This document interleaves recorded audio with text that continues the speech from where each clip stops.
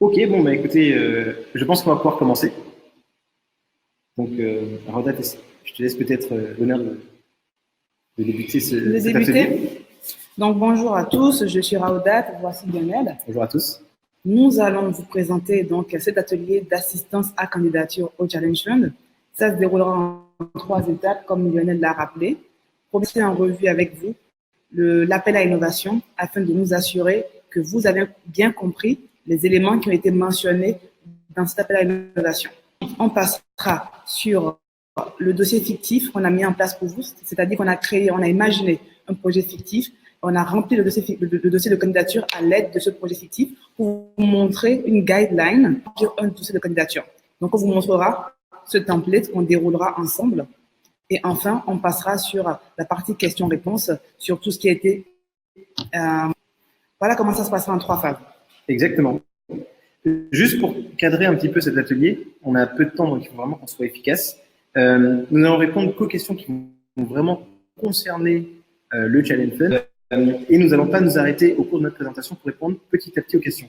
D'accord? On va vraiment d'abord vous présenter, comme l'a dit Raudat, l'appel à innovation. On va ensuite revenir sur le dossier fictif. Et à la fin, à ce moment-là, on regardera, on prend, c'est à ce moment-là qu'on répondra. Sachant que pendant qu'on parle, on est déjà en train de voir les questions et de remonter les plus intéressantes qu'on va directement aborder durant la phase questions-réponses. Exactement. OK, on y va. Appel à innovation. Donc, on va vous partager l'écran de notre ordinateur. Dites-nous. Donc, l'appel à innovation du Challenge Fund. Qu'est-ce que c'est? L'appel à innovation du Challenge Fund est destiné à tout entrepreneur porteur de projet béninois ou pas béninois, ou pas, qui a une idée pour améliorer l'attractivité du tourisme au Bénin. Donc, pour ce faire, on a mis en place ce Challenge Fund pour permettre à ces porteurs de projets de venir concevoir, prototyper et lancer à grande échelle des solutions pour l'amélioration des destinations touristiques au Bénin. Le Challenge Fund se concentrera sur les sites en développement au Bénin et notamment sur le parc de la Pendjari, les musées d'Abomey, musée de Porto-Novo, musée d'Alada, la cité lacustre de Gambier, la cité historique de Ouida et la station balnéaire d'Avlekété. Voilà les 7 sites touristiques sur lesquels le Challenge Fund se concentre essentiellement, mais il est bien ouvert sur les sites en développement au Bénin. Qu'est-ce qui est la clé pour les participants et les lauréats surtout du Challenge Fund? Les prix et avantages. Il y a une dotation de 3 millions de dollars qui a été mise en place pour le financement des projets lauréats du Challenge Fund. Chaque porteur de projet lauréat est éligible, peut demander, qui peut atteindre jusqu'à 500 000 dollars par projet. Mais on peut avoir des porteurs de projets qui auront des financements moindres, 50 000 dollars, 100 000 dollars, 200 000 dollars, ainsi de suite. Donc, on peut avoir plusieurs lauréats, comme on peut avoir 5 ou 6 très bons lauréats qui ont des besoins de financement de 500 000 dollars par projet. Mais l'enveloppe du Challenge Fund est limitée à 3 millions de dollars. J'espère que c'est clair. Donc, chaque porteur de projet est éligible jusqu'à 500 000 dollars. Après, c'est à vous de présenter votre projet et d'être cohérent dans le besoin de financement par rapport à votre stade d'avancement. En plus de ce prix de 500 000 jusqu'à 500 000 dollars par projet, à la clé pour les entrepreneurs lauréats, ceux qui sont sélectionnés seront incubés par CMCity dans son incubateur lié au tourisme en proposant des services tels que l'accès à un espace de travail de qualité, des modules de formation pour les porteurs de projets, la mise en réseau avec des professionnels et des entreprises, le mentorat ciblé, l'accès au réseau comprenant entrepreneurs et l'accès à des sources de financement. Ça, c'est l'accompagnement proposé par l'incubateur. L'incubateur ne finance pas le lauréat. Le financement du lauréat vient du Challenge Fund. L'incubateur est là pour accompagner le ou les lauréats dans le développement de leur projet présenté. S'assurer qu'on lui met en place le bon cadre nécessaire pour le développement de son projet.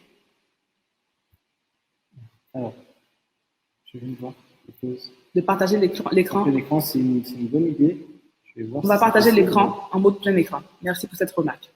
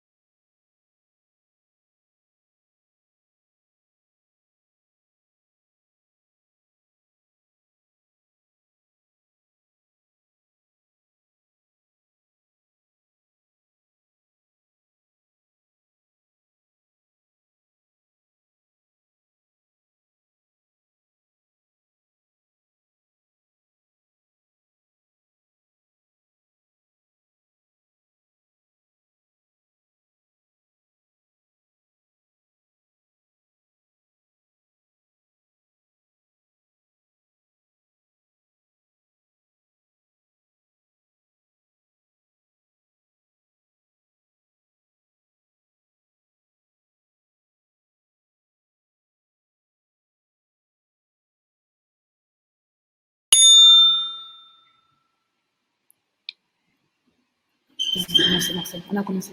Est-ce que vous entendez? Est-ce que c'est un peu mieux maintenant?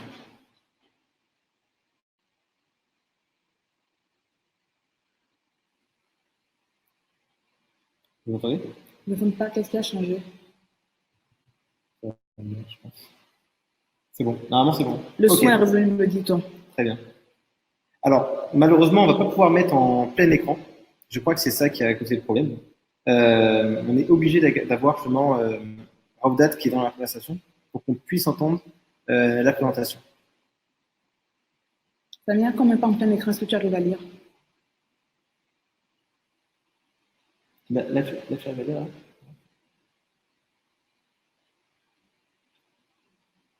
Très bien,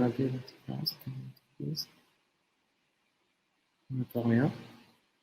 Est-ce que c'est mieux?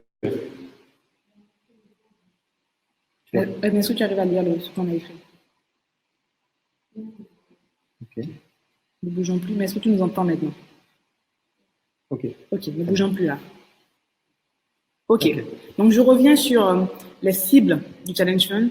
2 cibles ont été identifiées. La première étant les porteurs de projets, donc toute personne qui a un concept ou une idée innovante avec le secteur du tourisme qu'il n'a pas encore testé. Mais c'est une idée à laquelle il a pensé, qu'il est prêt à développer. Donc là, on parle de cible porteur de projet. La deuxième cible est la cible entité établie œuvrant dans l'industrie du tourisme. Donc, c'est les entreprises au Bénin ou pas qui ont déjà testé leur idée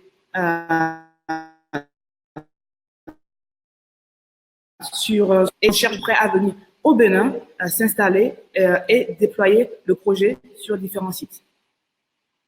Donc, je résume, 2 cibles, porteurs de projets qui sont encore au stade conception et entreprise déjà établie qui a déjà fait ses preuves et maintenant veut implanter son projet sur les 7 sites touristiques du Bénin.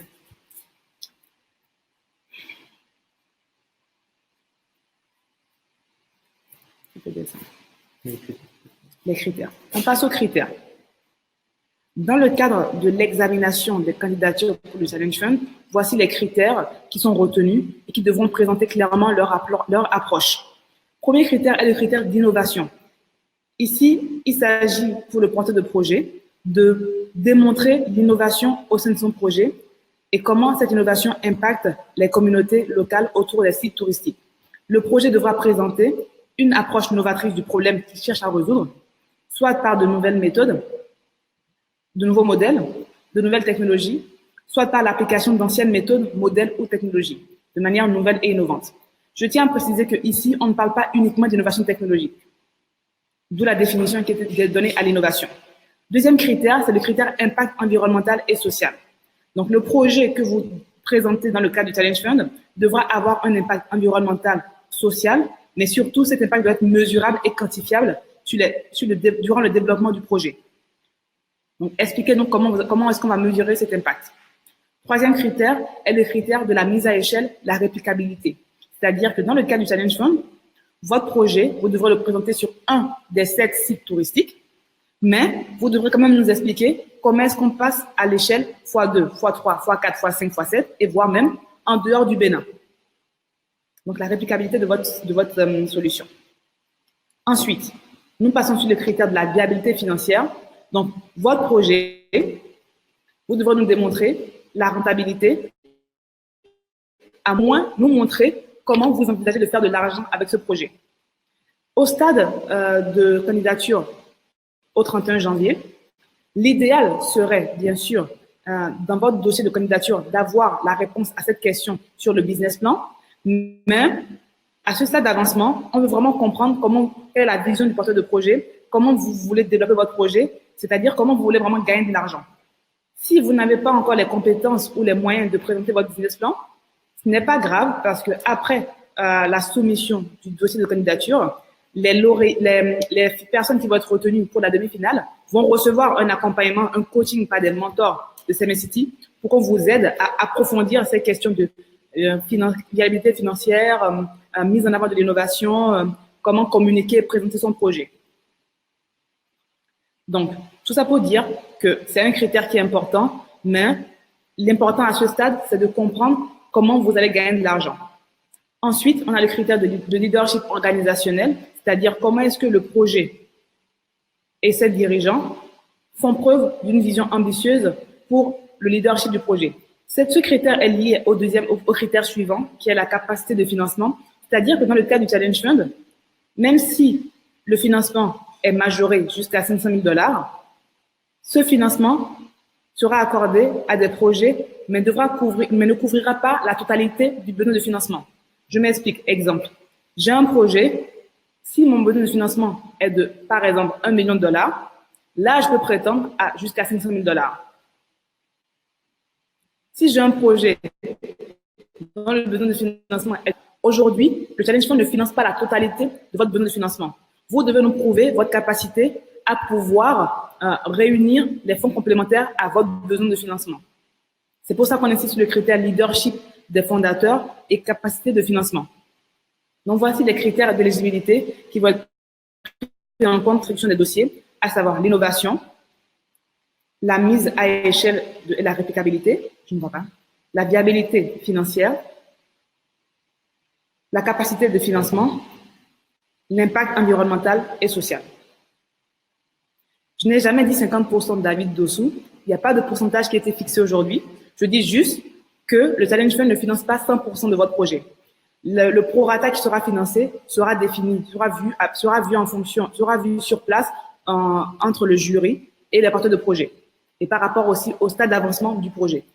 Exactement. Il faut vraiment voir le Challenge Fund comme une aide pour pouvoir développer votre projet. Il faut vraiment pas que vous axiez votre projet uniquement sur la dotation que vous allez recevoir de la Banque mondiale. En gros, votre projet doit être viable et elle doit avoir d'autres sources de financement, que ce soit personnel, que ce soit, on va le voir plus tard, du crowdfunding, un investisseur, etc.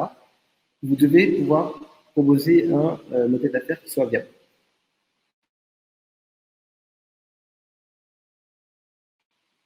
On rentre maintenant dans le calendrier de décembre. La date limite de soumission de la candidature a été mise au 31 janvier. Suite à cette phase, un jury va se réunir pour sélectionner des demi-finalistes qui vont recevoir 3 semaines de coaching, de mentorat pour améliorer leur dossier de candidature et nous le resoumettre. Au bout de ces 3 semaines, un jury va se réunir pour sélectionner des finalistes qui seront invités ici à Cotonou pour pitcher leur projet pendant 10 minutes devant un jury lors d'un forum qui sera organisé fin mars, début avril. Voici les grandes dates du Challenge Fund. Je répète, lancement 4 décembre, date limite de candidature 31 janvier, programme de mentorat pour les demi-finalistes retenus, sélection des finalistes qui viendront ensuite pitcher début avril, ici, devant un jury pendant 10 minutes, pendant le forum en avril. Donc, les termes de candidature. Une question qu'on nous pose souvent. Uniquement une candidature sera acceptée par entité, par porteur de projet dans le cadre du Challenge Fund. Vous pouvez soumettre des candidatures aussi bien en français ou en anglais. Les porteurs de projet devront démontrer leur volonté de s'installer au Bénin pour développer le projet et bénéficier de l'accompagnement des programmes d'incubation de CMCity. C'est très important, c'est-à-dire que les lauréats du Challenge Fund n'auront pas d'autre choix pour recevoir le financement. Ils ou elles devront s'installer au Bénin s'ils ne sont pas déjà au Bénin et devront intégrer les incubateurs de CMCity pour le développement de leur projet. Donc, l'argent est mis à disposition du porteur de projet, mais on s'assure de savoir où il est dépensé, comment il est dépensé pour s'assurer que le développement du projet poursuit son cours. Alors, je vais peut-être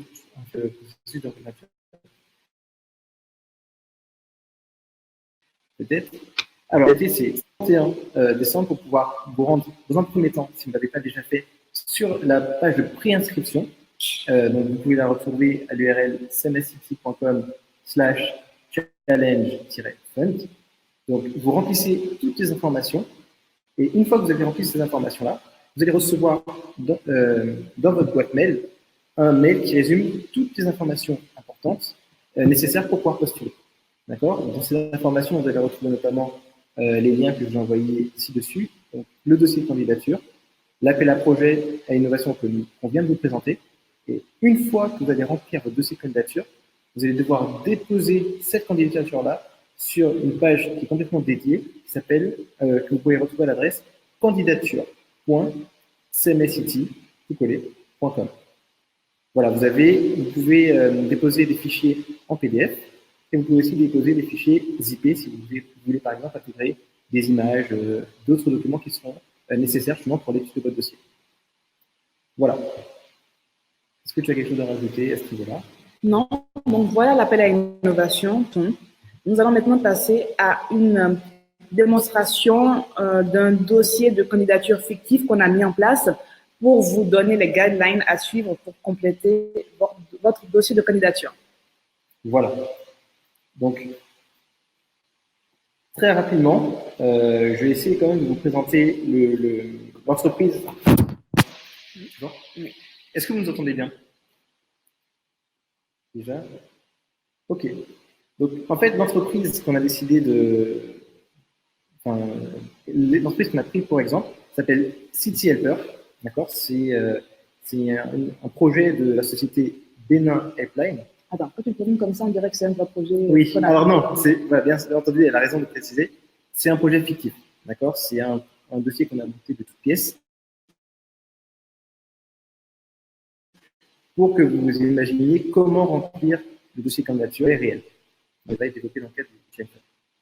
Alors, comme je vous l'ai dit, le projet s'appelle City Helper et le but c'est de mettre en relation des touristes avec des guides virtuels qui vont leur indiquer les bons endroits à visiter à Cotonou, les bons sites touristiques, etc. et surtout dans leur langue.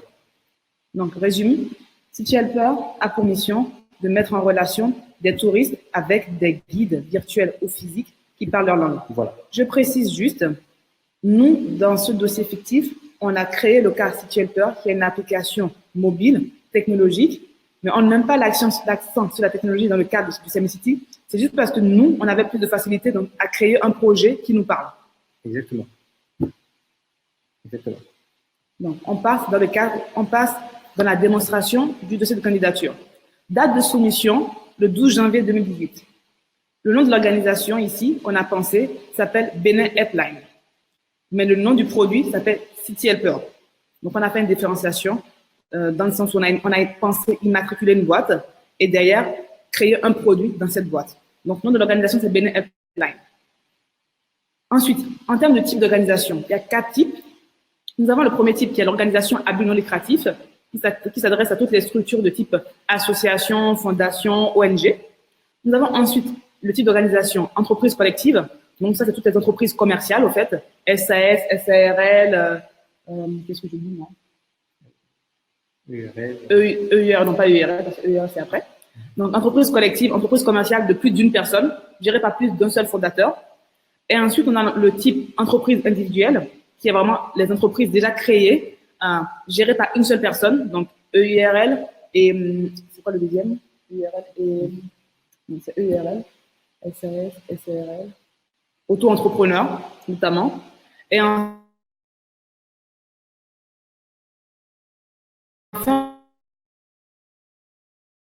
on a le type, c'est pour les résume, 4 types d'organisations dans la catégorie organisation avec plus d'un seul dirigeant sont dans la catégorie entreprise collective. Auto-entrepreneurs ou entreprises déjà immatriculées mais gérées par un seul porteur de projet sont dans la catégorie entreprise individuelle. Et enfin, porteurs de projet, c'est toutes les personnes qui n'ont pas encore immatriculé leur boîte, qui en sont encore au stade concept, concept d'idée, au stade idée et concept. Donc, les 3 premières organisations, entreprises collectives, entreprises individuelles, c'est 3 structures déjà immatriculées. La dernière, porteur de projet, c'est pour les personnes qui en sont encore au stade de concept. L'adresse légale, Cotonou, adresse de fonctionnement, Cotonou, numéro de téléphone, email, mission de l'organisation. Ici, l'idée, c'est de faire une phrase toute simple, très claire, pour qu'on puisse comprendre très simplement ce que fait votre entreprise. On en aura besoin parce que c'est avec cette phrase qu'on communiquera contenu de coaching, la phase suivante. Donc, faites une phrase toute simple pour qu'on comprenne la mission de votre projet. Donc, on fait synthétique et précis, c'est très important. Dans le cas de City Helper, la mission est de mettre en relation des touristes avec des guides virtuels et physiques qui parlent leur langue. Nombre de membres et de salariés. Pour l'instant, nous sommes 3 cofondateurs. Bien sûr, une équipe sera recrutée plus tard dans le cadre du financement, mais pour initier le projet, nous sommes 3 fondateurs. La date de création de l'organisation, pareil, est à venir et a priori plutôt après le mois d'avril, dans le cas où City Helper sera lauréat. Le profil du projet, c'est ce que je vous disais. Le profil du projet. Donc, la boîte s'appelle un Bene Helpline, mais le projet s'appelle City Helper. Le nom du responsable de projet, ici, même s'il y a 3 associés, comme je dis, même s'il y a 3 cofondateurs, on veut le contact de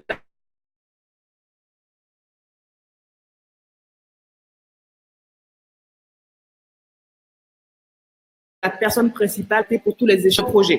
Dans la partie CV et équipe, de présenter les autres membres du projet. La zone d'intervention, il s'agit du site touristique sur lequel vous voulez développer votre projet dans le cadre du Challenge Fund. Je rappelle que dans le cadre du Challenge Fund, on se concentre sur uniquement un seul site touristique pour bien faire les choses, mais il faudra montrer la réplicabilité de votre projet sur les autres sites touristiques. Nous, dans le cadre du City Helper, on s'est concentré sur WIDA. La période d'exécution, donc on a prévu un démarrage en octobre 2018. La date de fin, on n'en a pas. Au niveau du budget total, on a envisagé un budget de l'ordre de 350 000 $. Et comme je vous le disais, le montant de la subvention demandée, nous demandons une subvention de 250 000 $ parce qu'on n'a pas les prétentions de faire porter tout notre projet par le Challenge Fund. Sachant qu'on sait qu'il y a le critère de capacité des porteurs de projets à lever du financement complémentaire. Ensuite.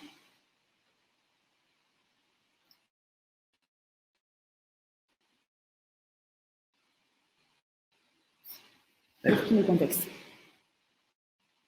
Alors, pour le contexte, ici, vous allez devoir expliquer dans quel environnement vous évoluez et quels sont les problèmes que vous cherchez à résoudre. Donc, dans le cas de City Helper, tout simplement, on s'est dit, voilà, il y a énormément de touristes qui arrivent et qui parlent des langues différentes. Il peut y avoir des touristes, je ne sais pas, français, donc ça devrait pouvoir le faire, mais il y a aussi des touristes italiens, il peut y avoir des touristes américains, il peut y avoir des touristes hollandais.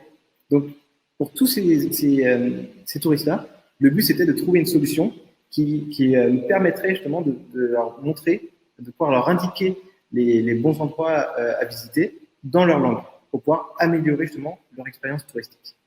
Donc, essayez vraiment de décrire le contexte dans lequel va évoluer votre concept et comment vous allez pouvoir apporter une réponse précise à ce problème-là.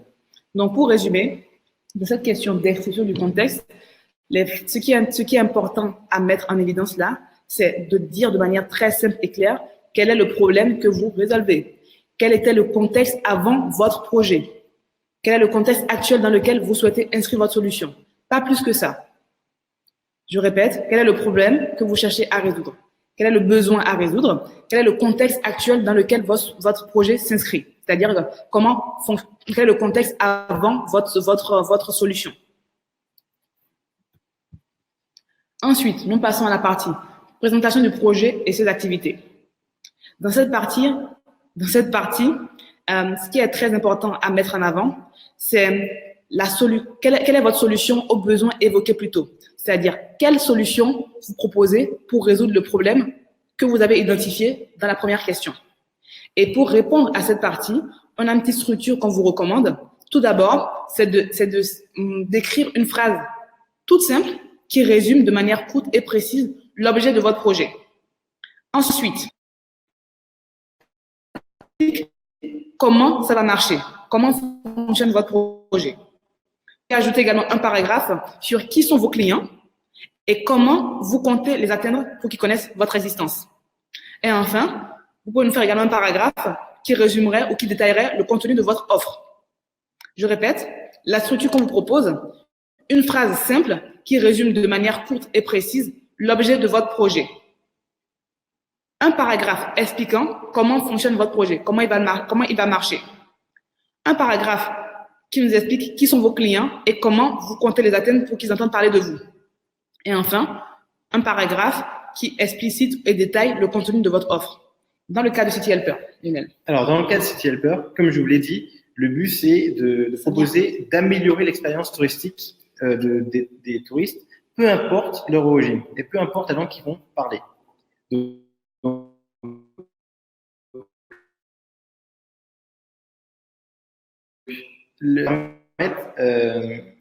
en technique qui vont répondre en temps réel. Alors, comment est-ce que ça fonctionne?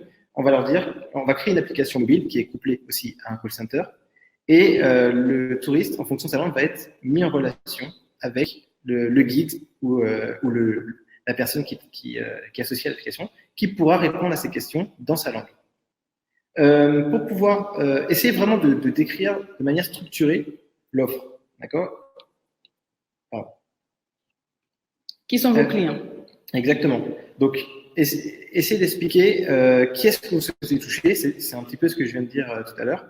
Donc, en gros, pour le cas de City Helper, ça va être les touristes étrangers. Le but, ça va être d'enlever cette barrière à la langue qui les empêche vraiment de pouvoir profiter du Bénin à son potentiel maximum. Donc, comme Lionel l'a dit tout à l'heure, le dossier fictif vous sera mis à disposition. Vous pourrez repasser en revue à tête posée ce qui a été écrit. Et voilà les quatre points qui ont été mis en évidence dans la question B. Quel est votre projet?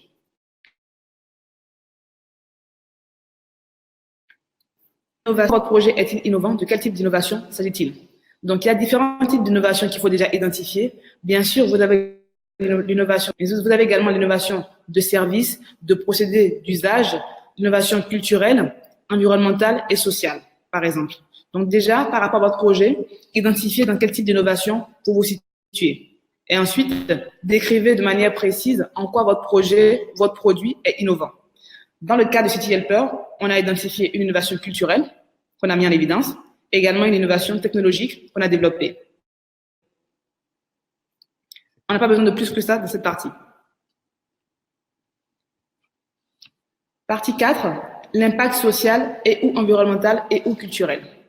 Dans cette partie, l'idée, c'est d'identifier le type d'impact que votre projet va mettre en exergue et surtout de nous faire comprendre comment ces impacts vont être mesurés. Par exemple, dans le cas de City Helper, on a identifié un impact culturel et un impact social. L'impact culturel, l'idée ici, c'est de dire par exemple, est-ce que l'impact culturel est en termes de création de nouveaux contenus, en termes de création d'informations ou de circuits touristiques? Par exemple, de dire, pour mesurer l'impact culturel, on va créer 2 nouveaux circuits chaque semaine. Donc, à la fin de l'année, on aura 100 nouveaux circuits. Voilà comment City Helper propose de mesurer son impact culturel. En ce qui concerne l'impact social, l'idée ici, c'est de savoir de quel type d'augmentation de flux touristique peut-on attribuer à City Helper. Combien d'emplois directs City Helper a créé, combien d'emplois indirects a été créé. Donc, des mesures très... Ensuite, nous passons sur la partie compétitivité et création d'emplois. C'est une partie très importante parce qu'on a reçu beaucoup de questions sur le fait de savoir si nous comptions mettre en place un système pour protéger les idées qui nous seront soumises dans le cadre de CMS City. La réponse est non. Nous ne développons pas une usine à gaz pour protéger les idées qui sont soumises. Si vous avez pas, voilà, si vous avez du mal avec cette notion, c'est trop rapide? D'accord, je reprends. Donc, la question ici est sur la question de la compétitivité et de la création d'emplois.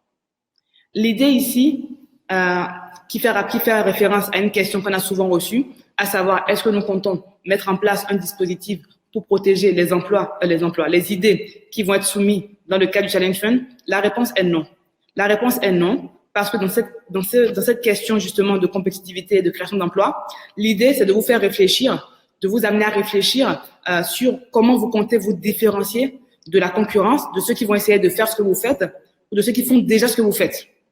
Donc, quels sont les éléments spécifiques sur lesquels vous allez vous appuyer pour développer votre avantage aussi bien au Bénin qu'en Afrique? Quelles sont les barrières à l'entrée qui vont être mises en place pour la ne fait pas le projet? C'est la capacité des porteurs de projet, derrière l'idée, c'est la capacité des porteurs de projet à exécuter leur projet qui fera la différence. Donc, nous, on insiste beaucoup sur cette notion que l'idée ne fait pas le projet, mais c'est comment vous allez exécuter et déployer le projet qui fera la différence. Donc, non, il n'y a pas de solution qui va être mise en place pour protéger vos idées. Donc, ici, ce qu'on vous conseille, c'est vraiment de faire ce travail de réflexion sur comment vous allez vous différencier de la concurrence pour justement avoir une longueur d'avance. Quelles sont les barrières à l'entrée que vous allez mettre en avance, en évidence? Dans le cadre de City Helper, je vais le faire. Alors, dans le cas de City Helper, étant donné que c'est un concept qui est vraiment innovant, il n'y a pas spécialement de concurrents qui ont été identifiés. Par contre, en termes de création d'emplois, ça va être vraiment intéressant parce qu'on a vraiment une volonté de pouvoir travailler avec des guides locaux, donc une vingtaine de guides locaux par région, ce qui va, de manière directe, pouvoir aboutir à une création à l'embauche, de près d'une centaine de guides. Au niveau indirect aussi, c'est pareil, c'est que si on arrive à améliorer l'expérience touristique des clients, ça va stimuler l'afflux de visiteurs vers le Bénin et donc, de manière indirecte, ça va créer de l'emploi dans le domaine du tourisme. Donc voilà, essayer d'être synthétique et vraiment d'expliquer comment vous différencier, comment votre projet peut créer de l'emploi. Et dans le cas de City Helper, vous aurez le document à disposition pour lire le document, mais la barrière à l'entrée et la manière de se différencier de la compétition, l'accent a été mis sur le côté de l'innovation technologique. Par exemple, dans le côté, sur le point de la base de données, des circuits inédits. C'est-à-dire que quand City Helper signe un partenariat avec un guide ou un City Helper, déjà il y a un contrat d'exclusivité et surtout, ce guide, en fait, City Helper, c'est pas une plateforme de mise en relation. Nous, on signe le partenariat avec le guide qui va ensuite enregistrer son circuit dans City Helper de telle sorte que si le guide n'est plus disponible ou ne souhaite plus continuer avec nous, la connaissance est enregistrée dans notre base.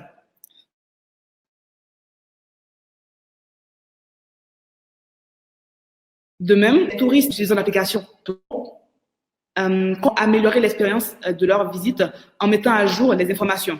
De cette manière, on renforce toujours le côté connaissance et savoir qui restera dans l'outil et pas dans l'humain. Les algorithmes de l'application pour faire le bon matching entre la question posée par le touriste, dans la langue qui a été posée, avec le bon guide derrière. Ça également, ça peut être une barrière à l'entrée. Et enfin, chaque City Helper reçoit une formation spécifique pour aussi bien au niveau du call center que pour les guides qui obtiennent à la fin un label City Helper. Donc déjà, le processus de former des guides pour ensuite délivrer un label peut être également une barrière à l'entrée pour la concurrence. Voici quelques idées auxquelles on a pensé pour justement mettre en exergue le point de la compétitivité et la différenciation par rapport à la concurrence. Donc, donner des exemples très clairs pour qu'on comprenne où vous voulez aller. Le point 7, qui est le point du business model. Ici, l'idée très importante c'est de nous faire comprendre votre vision sur comment vous allez gagner de l'argent, comment vous allez générer des revenus à moyen et long terme. Nous devons comprendre que votre projet doit être rentable à moyen, voire long terme. Ici, si vous avez des prévisions financières, c'est très bien, c'est bienvenu. Mais si vous n'en avez pas, nous ne vous en tiendrons pas à rigueur à ce stade de candidature.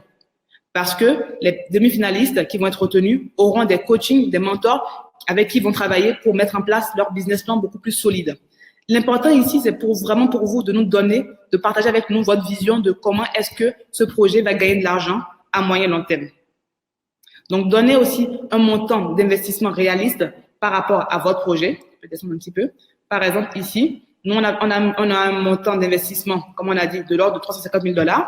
Et on a également précisé les pistes de financement, dont $250,000 viendront du Challenge Fund et ces $4,000 viendront en apport personnel. Le complément, le delta, viendra soit d'un prêt bancaire, de crowdfunding, Donc, faites-nous comprendre votre vision sur comment est-ce que vous allez gagner de l'argent et comment est-ce que vous allez financer le projet en plus du financement du Challenge Fund. Juste des petites phrases. Alors, juste pour revenir un petit peu sur ce qu'elle a dit, essayez vraiment d'aller plus loin que la source la plus logique de votre offre, la source d'argent la plus logique de votre offre. Par exemple, beaucoup de gens vont se dire, c'est très simple, je vais gagner de l'argent par la vente de mes tickets, les tickets d'entrée. Non, il faut vraiment que ce soit plus complexe que ça. Vous avez énormément de moyens de pouvoir gagner de l'argent. Vous pouvez, par exemple, je vais prendre le cas de City Helper, mettre en place un budget journalier. Donc nous, par exemple, le budget d'entrée, ce sera 10 000 francs CFA. Et dès le moment où le touriste aura payé ces 10 000 francs, il aura accès à une plateforme où il pourra faire des demandes illimitées par téléphone. Donc ça, c'est vraiment l'offre la plus logique. Mais vous pouvez aussi faire de la publicité au sein de votre application, donc vous associant à des partenaires. Vous pouvez aussi vendre la technologie, étant donné que c'est un tout nouveau type d'application qu'on va développer. Vous pouvez vendre le squelette de cette application-là à des gens qui souhaiteraient développer une application du même genre. Vous voyez ? Et vous pouvez aussi utiliser toutes les données que vous allez collecter sur les touristes, les autres organismes de touristes qui souhaiteraient pouvoir avoir de l'analytics, des données pour pouvoir créer des offres assez calibrées. Donc, c'est vraiment des exemples concrets qui permettent de voir qu'on peut gagner de l'argent de différentes manières possibles. D'accord? Réfléchissez vraiment à ce projet-là et comment vous pouvez décliner vos offres.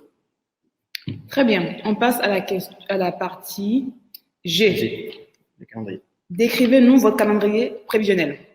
Quelles sont les différentes étapes de votre projet, de la conception au lancement? Ici, ce qui est important, c'est de nous présenter un calendrier à trois échelles, comme on le dit.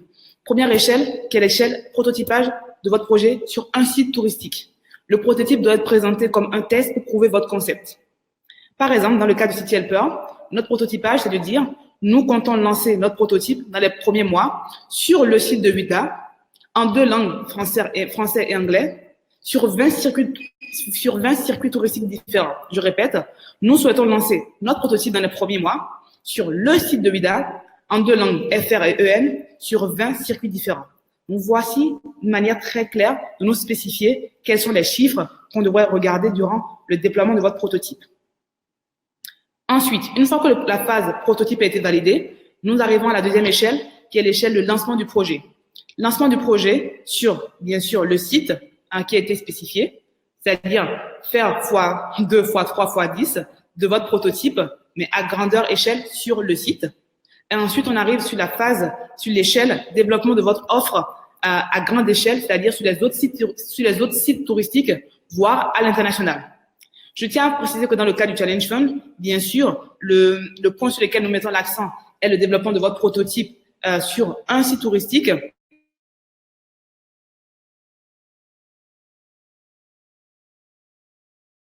Et le sur lui, mais 2-3 phrases sur les autres sites touristiques, voire en dehors du Bénin.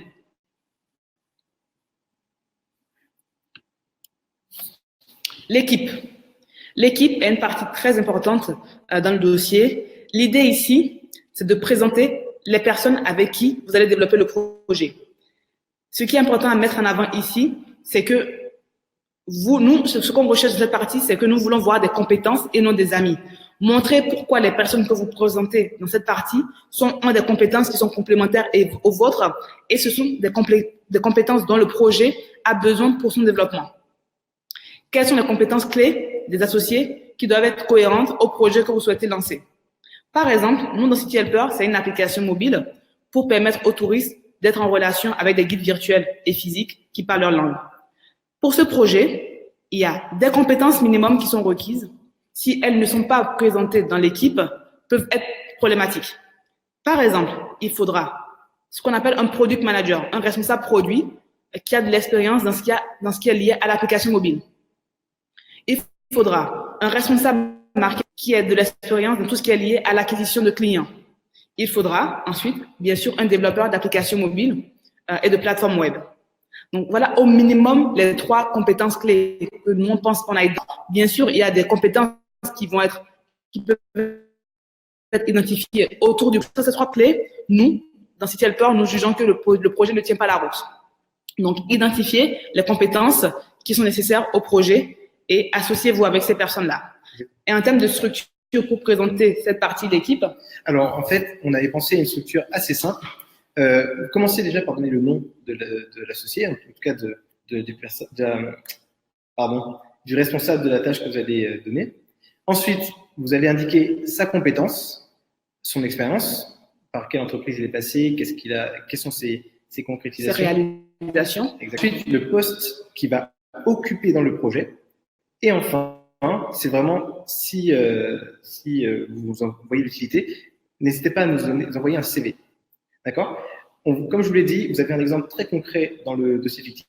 N'hésitez pas à reprendre cette trame-là, ça vous permettra vraiment de trouver la réponse à cette question. Donc, je résume le nom de votre associé, ses compétences qu'il maîtrise et en quoi elles sont légitimes dans le cadre du projet, les expériences précédentes de l'associé qui vont dans le sens de ce projet, qui va occuper au sein de votre projet, et idéalement son CV.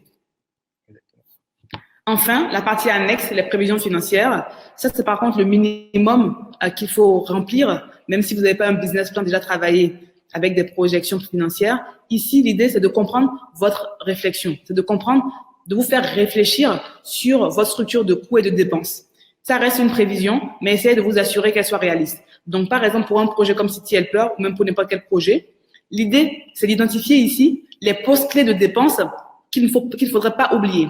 Dans l'exemple de City Helper, les postes clés de dépenses auxquels on a pensé, tout d'abord, il y a la partie salaire du personnel et des membres de l'équipe, donc c'est-à-dire salaire de l'équipe et des guides. Ensuite, il y a le volet, le poste de dépenses sur tout ce qui est formation, ateliers et séminaires pour ces guides. Ensuite, nous avons identifié le poste de dépenses qui est lié au partenariat, au contrat, aussi bien marketing que design pour concevoir l'application. Enfin, nous avons identifié le poste de dépenses lié à tout ce qui est équipement, téléphone mobile, ordinateur, tablette, tout ce qu'il faut pour que nos City Helpers soient toujours connectés avec les touristes. Et enfin, l'autre poste de dépenses, c'est tout ce qu'on a mis dans tout ce qui est développement de l'application mobile et de la communication. Donc, nous sommes vraiment sur une vision très simplifiée de votre business plan ici parce qu'on veut comprendre votre réflexion derrière sur vous faire réfléchir sur vos principaux structures et coûts de dépenses. Dans la première colonne, vous avez le coût total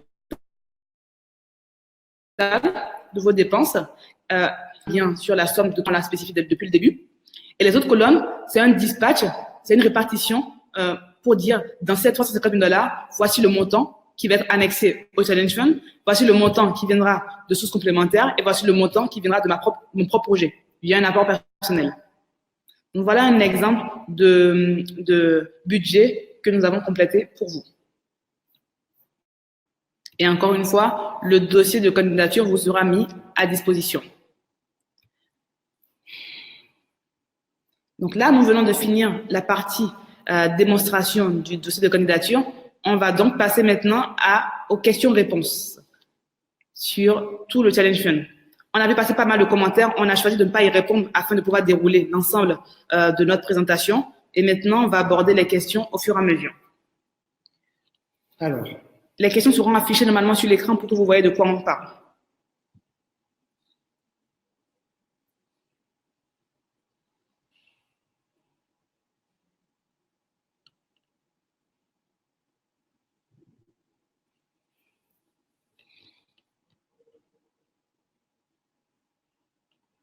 Ça, on a déjà répondu, je crois.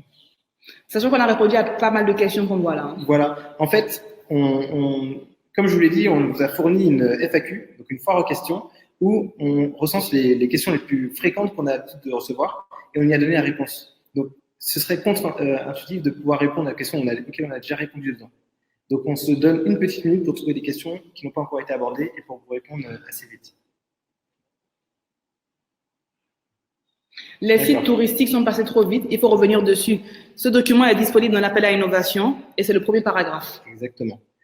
Mais pour résumer très rapidement, ça va s'afficher sur l'écran. Donc, les sites qui sont visés, les principaux sites qui sont visés, c'est le parc naturel d'Apenju, oui, les musées d'Abomey, de Porto Novo et d'Alada, la cité lacustre de Gambier, la cité historique de Ouida et la station balnéaire d'Ablequete. Donc, encore une fois, comme disait Raudat, tout sera accessible directement en téléchargeant l'appel à innovation. C'est dans la première partie. Donc là, on parle des 7 sites touristiques. Donc, comme Lionel l'a dit, le parc de la Penjari, les musées Abomey, Porto Novo, Alada, Gambier, Ouida et la station balnéaire d'Ablequete. Donc, l'appel à projet Challenge Fund est axé sur ces 7 sites, mais bien sûr, vous pouvez candidater sur des projets qui sont liés au Bénin. Nous, c'est juste qu'on met un accent sur ces 7 sites. Exactement.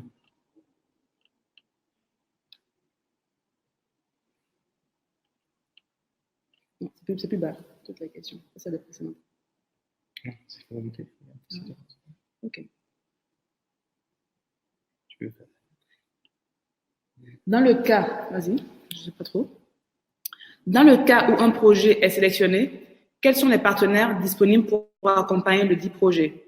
Les partenaires, c'est vous qui les proposez.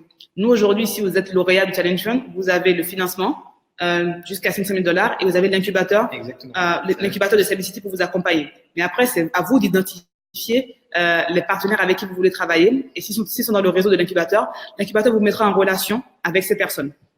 Exactement. Alors, une autre question, un entrepreneur en cours de création de son entreprise peut-il postuler? Alors, comme on vous l'a indiqué précédemment, bien sûr, tout le monde peut postuler. Vous pouvez postuler, par exemple, en tant que porteur de projet.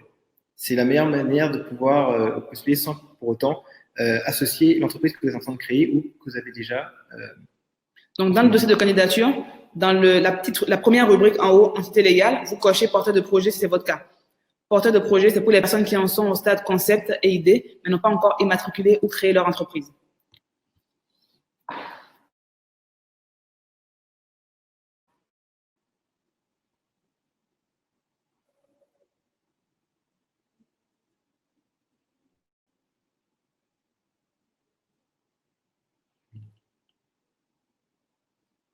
Mon projet peut-il regrouper plusieurs sites? Votre projet peut regrouper plusieurs sites, mais dans le cas du Challenge Fund, il faut préciser un seul site sur lequel vous voulez vous concentrer. Honnêtement, tout le travail qu'on vous demande prend déjà beaucoup de temps sur un seul site. Donc, on aimerait bien comprendre votre vision pour déployer ce projet sur un site avant de vous concentrer sur les autres sites. Donc, pour répondre à votre question, concentrez-vous sur un seul site. Déployez-nous ou rédigez-nous votre dossier de candidature sur un site, même précisez-nous comment celui-ci va être réplicable sur les autres sites touristiques. Alors, une autre question, la réplicabilité est très éliminatoire apparemment, les sites n'ont pas les mêmes natures. Alors, on insiste vraiment sur ce point-là. Comme je vous l'ai dit, la réplicabilité est un point très important.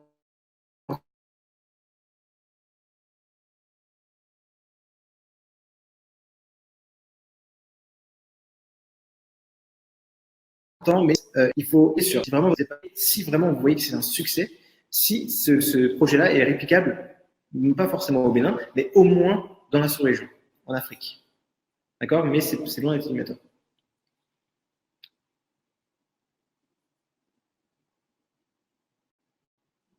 Est-ce possible de soumettre? Sur la version, j'ai pas compris la question. Lionel Oussou affiche la question. Est-il possible? Comment? Ça ne passe plus à couper? Toi ou tout le monde? Est-ce que vous nous entendez? Répondez-nous juste oui, ou pour qu'on sache. Ouais, je crois que c'était parti. Est-ce que vous entendez? De toute façon, il y a du décalage. Tu nous vois maintenant? C'est reparti. Ok, très bien. Est-il possible de soumettre à plusieurs versions du même projet avant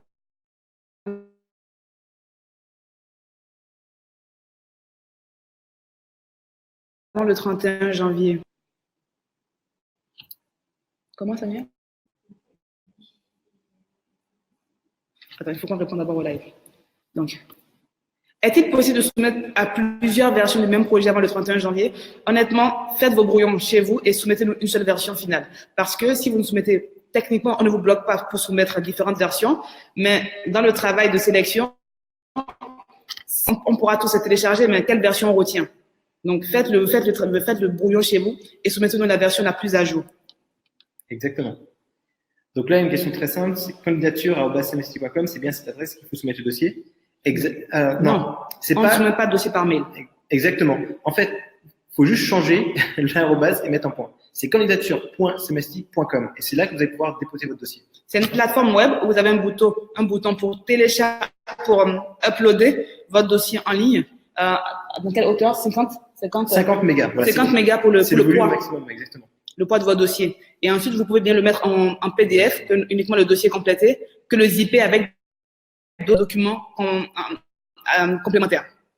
Alors, là, c'est une question pertinente. Tel que le montre la mission de l'organisation dans le dossier fictif, il peut arriver que le texte déborde la zone prévue. Doit-on s'en soucier? Alors, non. Le but, c'est que vous soyez le plus synthétique possible. Mais il y a certains cas où vous devrez donner plus de détails pour qu'on puisse comprendre de manière plus précise votre projet. Donc, si vraiment vous dépassez un tout petit peu, ce n'est pas gênant. Ça ne va pas être éliminatoire. Mais essayez quand même d'arriver à être synthétique pour que ça fitte justement au champ qu'on a mis à votre disposition. C'est bon? Oui.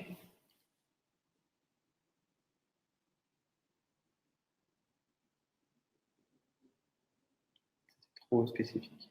C'est trop. Okay, ensuite. Adresse légale forcément au Bénin.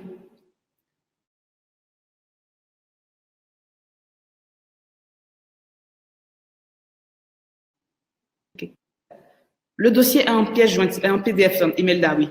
Le dossier qu'on vous a fournir à remplir a un PDF éditable. Et donc, vous devez éditer ce PDF et le resoumettre.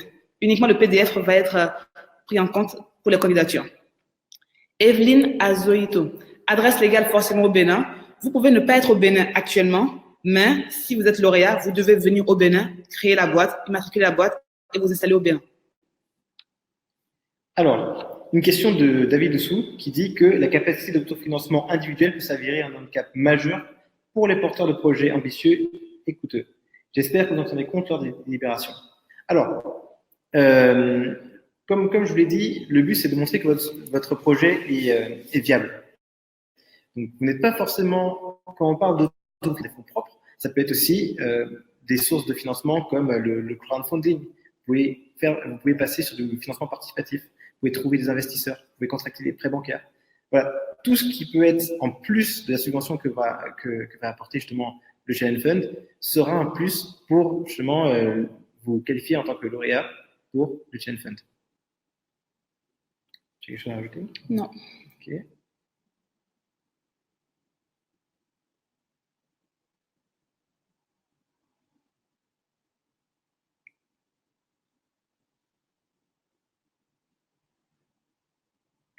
Oui, abordons là. Allez. Votre réponse sur la protection des idées semble peu rassurante. Il est important que vous vous engagez sur la transparence dans les différentes étapes de sélection. Ceci serait confortable pour tous. La transparence sera bien sûr de rigueur ici. C'est un jury indépendant qui va se réunir en fonction des critères d'éligibilité pour sélectionner les demi-finalistes. Mais honnêtement, si vous avez un problème avec cette notion de l'idée ne fait pas le projet, je vous invite à ne pas candidater. Si vous avez vraiment cette notion de j'ai peur qu'on me vole mon idée, ce n'est pas le mindset qu'on met en place dans le cadre d'un appel à innovation, aussi bien au Bénin que l'appel à innovation internationale. Une idée aussi innovante qu'elle est, existe déjà quelque part dans le monde, même quelque part au Bénin. Donc, quelqu'un quelque part au Bénin est déjà en train de travailler sur la même idée que vous. À vous maintenant de savoir si vous voulez tenter de faire financer la vôtre ou pas. Mais on a été transparent sur ça. Aujourd'hui, c'est un appel à innovation internationale. Les gens candidatent, ceux qui sont sélectionnés poursuivent, vont au stade de demi-finalistes et sont coachés par des mentors pour renforcer leur dossier. Ensuite, les finalistes sont également sélectionnés pour venir pitcher leur idée. Déjà, le pitch se fera devant un grand public. Donc, il faudra parler de son idée devant tout le monde. Alors, je vois une question qui apparaît assez régulièrement. Le document mis à disposition peut être converti en Word pour adapter nos éléments de réponse. Alors, on avait énormément de questions à ce sujet. Et si on a choisi le format PDF, c'est tout simplement parce que c'est celui qui est le plus facilement lisible par tous les appareils. Si des gens n'ont pas Word, ça va être difficile pour nous de pouvoir jauger votre dossier. Ça me permet aussi de vous limiter dans la place que vous allez prendre pour pouvoir répondre aux questions qui sont demandées sur la. Donc, la question de Renaud, le document mis à disposition peut-il être converti en Word pour adapter les éléments de réponse? Non. Il faut uniquement remplir le dossier PDF qui est fourni, éditable, et nous le resoumettre. Merci beaucoup. Très bonne question de Roland Alavo. Le fonds mis à disposition, ça va juste arriver. Ah, ok. Oui, tout en haut. La question de Roland était de savoir si le fonds mis à disposition était un prêt. Était-il un prêt? Le projet va-t-il recouvrer les fonds par principe d'actionnariat ou tout autre moyen? Il s'agit d'un financement sans contrepartie. Donc, ce n'est pas non plus de participation, c'est du financement, c'est une subvention. Vous voyez-le comme ça. C'est une subvention qui va être accordée aux lauréats. Bien sûr, il y aura des modalités de versement de ce financement. Ceux qui sont éligibles, je dis n'importe quoi, à 500 000 $ de financement ne vont pas recevoir un versement de 500 000 $ dès le premier mois. Ça va se faire par échelon et par rapport aux échéances et par rapport aux mesures et aux critères qui ont été définis par le porteur de projet dans la mesure de son impact et dans la mesure de son calendrier prévisionnel en termes de prototypage dont on a parlé et de phase de lancement et de phase de réplicabilité. Donc, il s'agit d'une subvention sans contrepartie qui est mise à disposition du porteur de projet. C'est la question.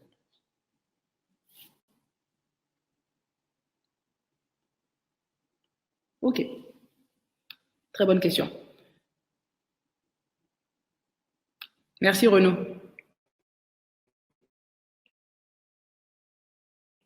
C'est une question de Adewale Falade.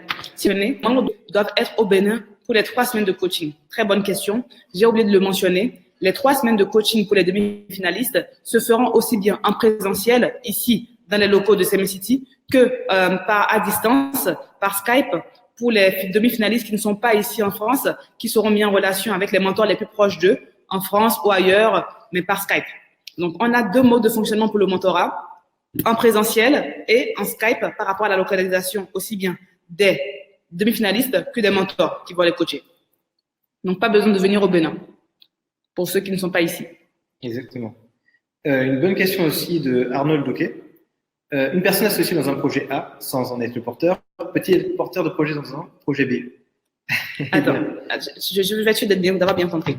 Une personne qui est associée dans un projet A, sans être le porteur de projet. Donc, il est dans l'équipe, il prête sa compétence, par exemple, en tant que développeur pour le projet A. Peut-il être porteur de projet, donc responsable du projet pour le projet B? Il y a un peu de décalage, mais je pense que c'est ça. Oui.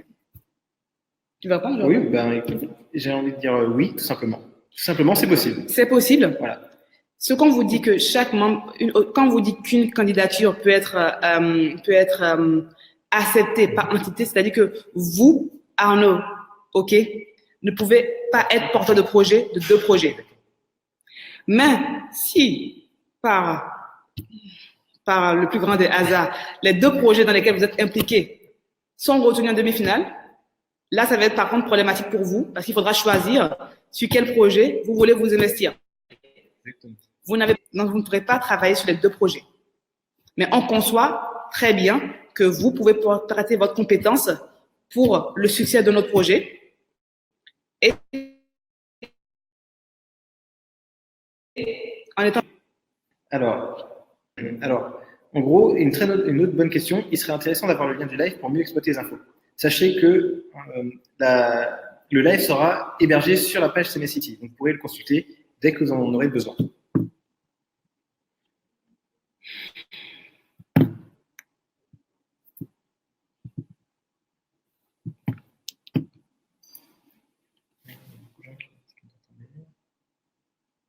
Ça, on a fait. Ça, on a fait. Ça, on a fait. Ça, on a fait aussi. On a fait.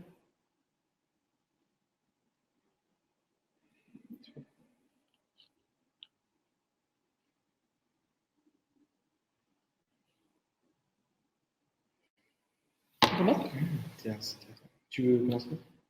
Non. Bonjour Pierrick. Bonjour Pierrick. Tu veux prendre? Alors, tout d'abord, c'est vraiment chouette de faire de la pédagogie sur ce projet qui est plus moderne et même un live aussi risqué. J'avoue.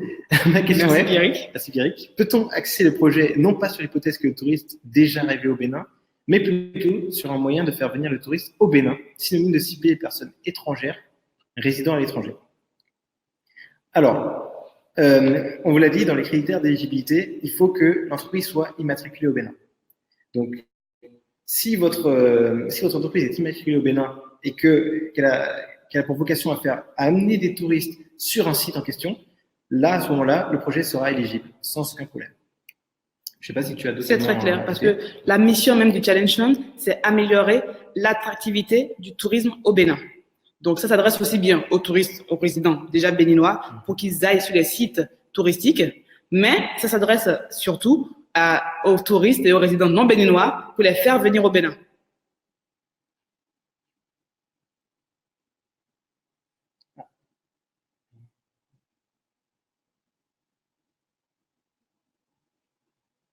Voilà. Bon. Ok. Très bien. Morel Aguiar. Mon problème à moi, c'est le business plan et le plan prévisionnel. Expliquer comment un porteur de projet peut réaliser un business alors qu'il est à l'étape de projet et pas encore à l'idée d'entreprise. Il ne gagne encore rien peut-être, alors comment il peut se faire? Morel, je ne sais pas si vous avez suivi le live depuis le début. Dans la démonstration du projet fictif, j'ai bien précisé que pour la partie business model, on ne tiendra pas rigueur aux projets, aux candidatures qui ne soumettent pas un business plan avec des projections financières.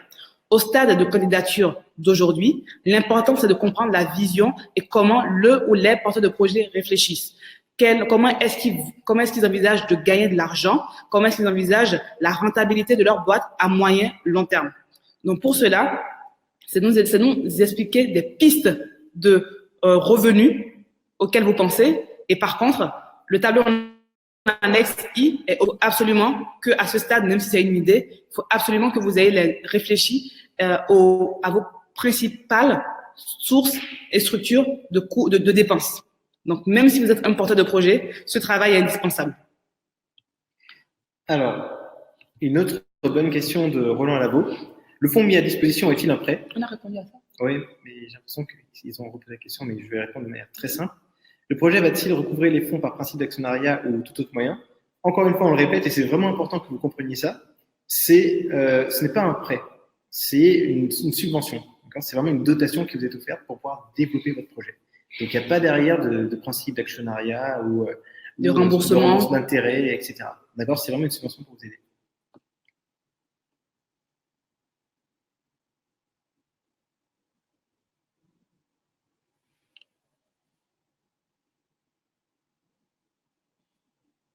C'est pas le challenge fund, ça. Donc, ça ne regarde pas.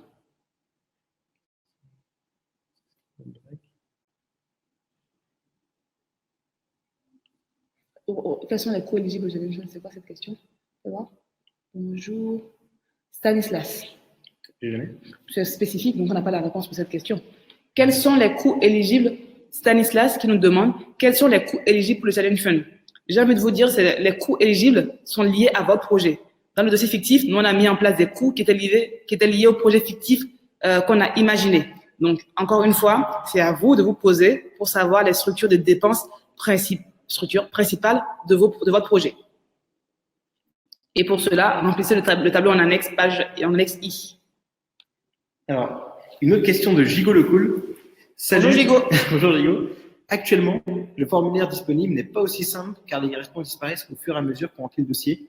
Allons-nous recevoir une dernière version finalement? Aussi,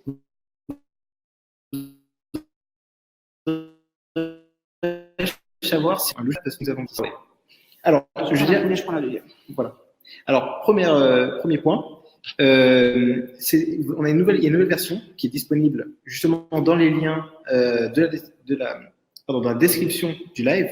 Vous y avez accès normalement à droite tout en haut. Donc, téléchargez cette version-là. Normalement, elle devrait être beaucoup plus instinctive, beaucoup plus ergonomique et vous pourrez remplir votre dossier de manière optimale.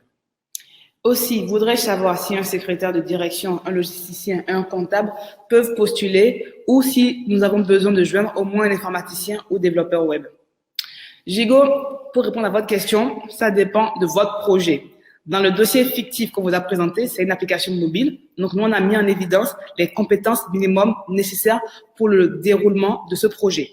Sans ces compétences minimum nécessaires qu'on a mis en place, on juge que ce projet aura des difficultés à se développer. Donc, si pour votre projet, vous avez besoin d'un secrétaire de direction, d'un logisticien ou d'un comptable, soit montrez juste pourquoi il s'agit des 3 compétences ou des compétences nécessaires pour le développement de votre projet. Et aussi, ça rebondit à une autre question. On nous demande, est-ce qu'il faut avoir une expertise, une formation ou une expérience dans le tourisme pour candidater? Non. Par Helper, notre dossier fictif, aucun des 3 porteurs de projet n'a une expérience dans le tourisme. Il s'agissait d'une application mobile pour mettre en relation touristes et guides. Donc, les compétences étaient responsable produit, application, marketing pour acquisition client et développeur de l'application. Donc, c'est à votre niveau de vous poser sur votre projet et voir les compétences dont vous avez besoin. On insiste sur les compétences dont le projet a besoin et non vous associer juste avec des amis qui sont partants pour développer le projet avec vous. Parce que c'est un critère sur lequel le jury va être bien regardant. Est-ce que les personnes de ce projet sont complémentaires pour le bon développement du projet? Exactement. C'est là vraiment sur ce bon. Ou pas à peine. On peut mettre. Pas possible. Transparence. Les critères, rebonjour Arnold. Les critères de sélection sont-ils pondérés? Y a-t-il une sorte de barème? Le barème, c'est ce qu'on vous a écrit dans l'appel à innovation, dans la partie critères d'éligibilité. Donc, c'est tous les critères qui ont été énumérés, à savoir l'innovation, l'impact social, environnemental, la réplicabilité, la capacité de financement, l'équipe. Les critères sont-ils pondérés? Y a-t-il une sorte de barème? On partirait sur une grille plutôt sur 100, normalement, sur 100. Et par rapport aux critères qui ont été définis dans l'appel à innovation. Et une nouvelle question de Judy Leroy. Pourquoi forcément une application mobile? Alors, je vraiment. Judy. Bonjour Judy. Bonjour Judy. Voilà, c'est important que vous compreniez que c'était un dossier fictif. D'accord? C'était vraiment un exemple. C'est juste parce qu'il nous fallait un an pour pouvoir trouver un projet qui rentre dans le cadre du Challenge Fund et vous présenter justement les différentes modalités de remplissage du concours. Il ne faut pas forcément présenter un projet technologique. Exactement. Nous avons créé un dossier fictif basé sur un projet fictif que nous avons imaginé. Nous avons plutôt une appétence dans le digital, une facilité fictive dans le digital pour vous servir d'exemple. Voilà. Voilà. Bon, bah, écoute, j'avais beaucoup de questions.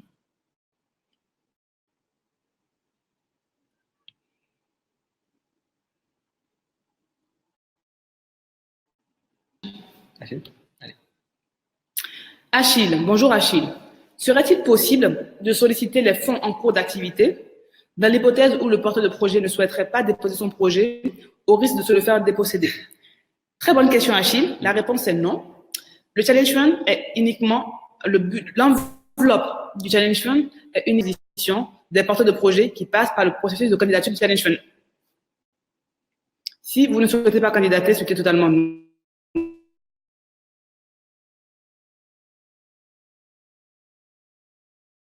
normal, donc à aller trouver du financement. Donc, n'hésitez pas, si vous avez d'autres questions, à nous les poser, comme je vous l'ai dit, à l'adresse challenge@samacity.com. Vous avez ce live qui sera normalement mis à votre disposition sur la page Samacity, sur laquelle vous êtes maintenant, sur la page Facebook.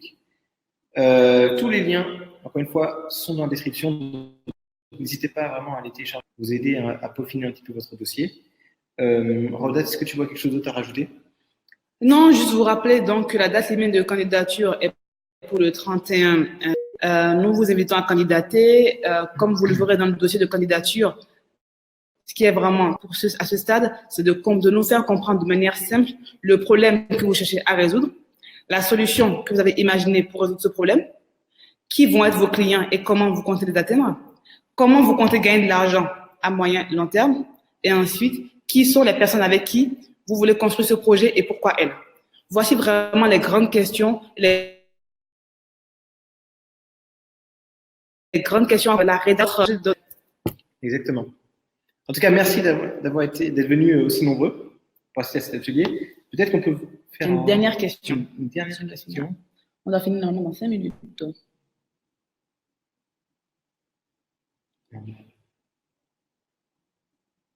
Oui, la personne qui avait déjà soumis. C'est bon. On peut prendre ça. Alors. Bonjour Inigla Angela. Bonjour Angela. Est-ce qu'on peut renvoyer un dossier mal rempli? Donc, je suppose par là qu'Angela, vous avez déjà soumis précédemment votre dossier de candidature. Oui, vous pouvez renvoyer votre dossier de candidature avant le 31 janvier. Il y avait une question que tu avais passée là.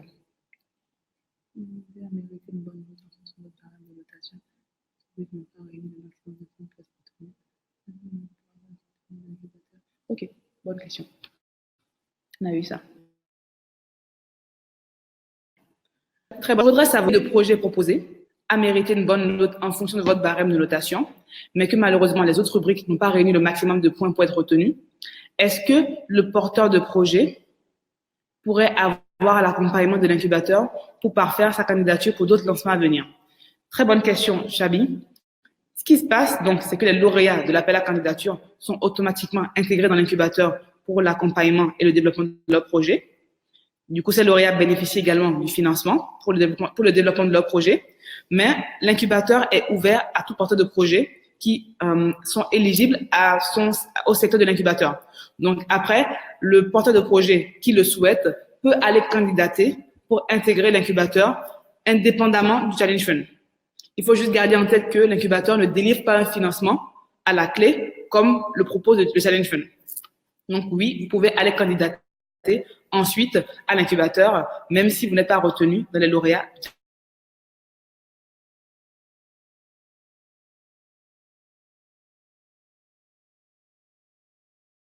Challenge Fund. Bah, attends, je vais répondre dessus.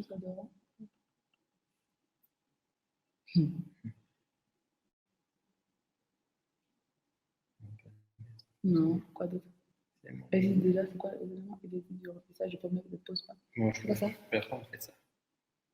Alors, une autre question de Stanislas qui nous demande si les éléments illisibles lors du remplissage du formulaire PDF ne posent-ils pas problème? Alors non, puisqu'on a conscience que vous allez dépasser un petit peu dans les champs, puisqu'il y a une place qui est définie. Et c'est juste de ne pas trop dépasser. Encore une fois, ce qui va être évalué, c'est aussi votre esprit de synthèse. Est-ce qu'il y a une heure limite de dépôt pour le 31 janvier, pardon. Minuit. Minuit. Minuit, tout simplement. 31 janvier, minuit.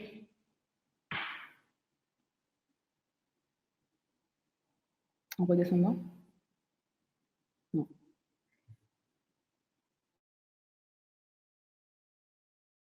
Il y en a, je crois qu'il y en a qui sont arrivés.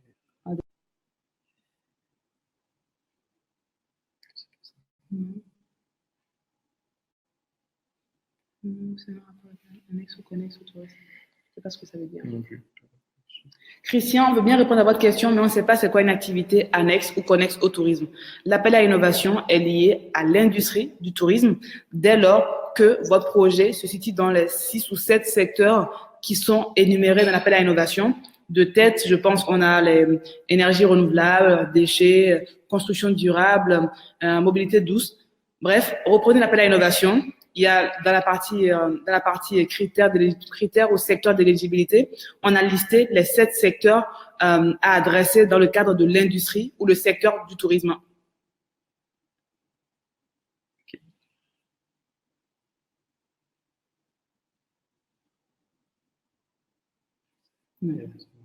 Non. Voilà, je pense qu'on est bon. Attends, ça, on peut revenir sur la composition. Tu veux? Oui. Allez, on y va. Neil Lamptey. Quelle est la composition des membres du jury? Comme je l'ai dit précédemment, les membres du jury seront composés d'experts disposant des expertises sur les critères d'éligibilité. Donc, des experts de l'innovation, des experts de l'impact social et environnemental, des experts de l'impact touristique, des experts du business plan, tous les experts qui ont été tous les critères qui ont été définis dans la partie critères d'éligibilité de l'appel à innovation. Donc, je vous invite à relire cette partie. Imelda pose une question. Elle a reposé deux fois cette question, je crois. Le porteur unipersonnel peut-il associer d'autres personnes? Est-ce que s'il y a un porteur de projet, ouais. Est-ce qu'il peut associer d'autres personnes? Ça dépend de ce qu'on appelle associé. Porteur unipersonnel, c'est porteur de projet. Donc, par exemple, dans notre cas, nous, on est encore au stade de concept, mais on n'a pas encore créé l'entreprise. Donc, on s'est mis en tant que porteur de projet. J'ai rempli mon nom en tant que porteur de projet, mais j'ai d'autres associés. Exactement. Donc, porteur de projet, ça ne veut pas dire que c'est unipersonnel. Ça veut juste dire que la boîte n'est pas encore immatriculée.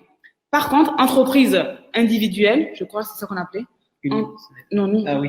Entreprise individuelle, c'est une entreprise déjà immatriculée aujourd'hui et qui n'aura qu'une seule personne.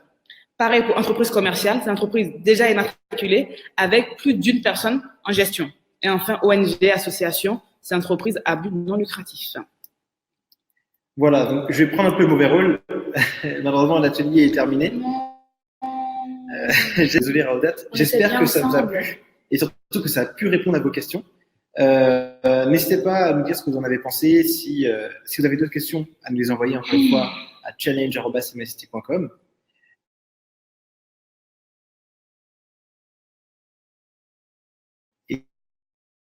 Exactement. Bon courage. On est off.